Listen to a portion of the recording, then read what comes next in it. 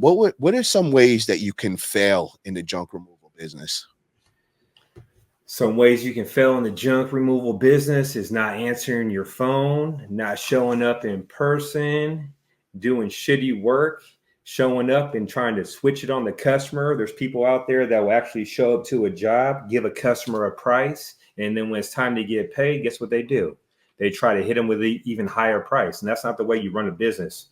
You want to have people on the team for the long run. You don't want to do dirty business. So, and also, if you don't do your homework, do your research, and go at it 120% and give it your all, you're going to fail. So, and a lot of people, they don't tuck their money away. They see the money coming in. They're like, oh, I'm making good money. I made 20 grand or 10 grand last month. I'm going to go on vacation out here in Hawaii. And then all of a sudden they have all these payments they got to pay. And then the slow season hits, and wherever they live at, if it's snowing and shit, guess what? Ain't no one wanting nothing done unless you're snow plowing or doing something like that. And that's where it gets real scary, is when people try to grow too fast and not let the market tell them when to grow. So yeah, that's one of so the growing too fast is one of the things I was going to say. But I was also going to say just being too cheap. Being too cheap, you won't make the money you need to have your insurance and have your just things you need to run a business. So being too cheap, you'll run around doing a ton of jobs and making hardly any money, and you'll just be wasting your time. Learn how to run a business. Like, it's legit. Like, learn how to run a business. Even though that part's easy, you're showing up and you're putting trash in your truck. You got to learn the business part of it is so important, and not investing back in your business. And I would say these customers, they're not your friends, they're customers. Treat your business like a business. So make sure, like JoJo said, you charge enough.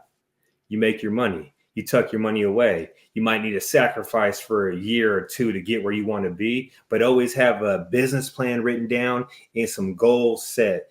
And maybe a weekly goal. Maybe you want to hit 10 grand that week or 15 grand that week. Write that shit down and go after that. And then maybe a monthly goal, you want to hit 30 grand or 40 grand or 50 grand. Write that shit down and try to make it happen. Like, I got a goal list on my mirror that I look at every single morning when I brush my teeth of what I want to do. And what I do is I knock that shit off. Bam, bam. All right, did that. So I'm always trying to be a better person every single day. I'm trying to give it 120% and be 1% better every single day. And I got goals I'm trying to hit. You don't want to get comfortable. When you get comfortable, there's another guy over here starting a trash removal business, and he wants everything you got. He wants your clientele. He wants not just one of your dump trucks. He wants 2 of your dump trucks. So you got to be on the hustle and not slack off. Always stay hungry. I like that. Yeah. JoJo said earlier about the different seasons in California. When is the busy season? When would you consider that time? And when would your slower season be? So, yeah, and it's not always super reliable, but I always said when the flowers start blooming, junk removal's booming. Oh, because when it is nice outside, so it doesn't really mean, it doesn't matter the time of year here, because we don't get snow and stuff. But if it's rainy and cold, your phone typically rings just a little bit less. But as soon as it's nice weather and people are out there, they're doing yard work and they're getting ready to move and just all kinds of stuff, then yes, the phone rings. Our phone seems to ring more on a Monday.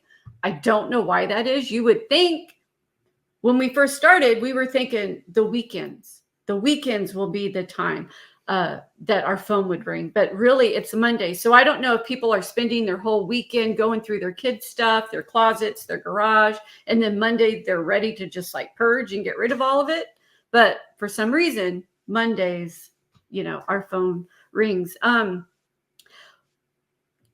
So it does typically slow down a couple of weeks, maybe before school starts. We don't know why, but that seems to be every state I've heard complain about the back to school slowdown. So I don't know if parents are just like, their mind is just on back to school clothes shopping, getting the kids, their teachers and all that stuff. I'm not sure why it is, but it does slow down around back to school. Yeah, and the junk removal business, it's like it's unpredictable. Sometimes you might have like a slow week, especially when you first start out. Maybe you did a job, $300 here, $400 here, and then all of a sudden 2 days goes by, your phone's crickets. You start second guessing yourself, like, is this the right move? Did I do the right thing? And you're worried and stuff. And then all of a sudden you get a job, no jobs, a job, and your month's going like this. And then all of a sudden you get that $10,000, $20,000 job that just comes in, and it makes it for the whole month. You're like, damn, like December one year was our best time of the year. One year we did like 50 something grand around that time. This was like back in the day. And it was, at the time, it was like our best month we ever had. Like, what the hell? Like a December. a bunch of big jobs came in that month. So it's like, you just never know. So you always got to answer your phone. I don't care if you're taking a shower, taking a shit, answer that phone no matter what. That makes sense. And with the whole school thing, maybe I was thinking, people are paying for all back to school supplies and all, and money might be a little tight. So, they might wait to maybe after that's going on. And, I was thinking right before the holidays as well, might be a little time to slow down. But now just hearing December, you guys had a $50,000 month, maybe that might not be true.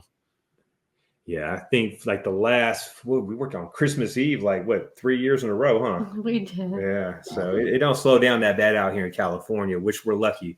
And where you live at and where we live in the best counties pretty much out here. Yep. We live where the money's at. So. Money County, we call Marin County. Money County. That's for sure. Which leads me to one thing that failing in this business, not targeting your right audience. So you have to know who your audience is. And we touched on that a little bit, but it is what I call a luxury service, right? And so if you think of it like a luxury service, like where are the neighborhoods where people are paying for somebody to come and clean their house?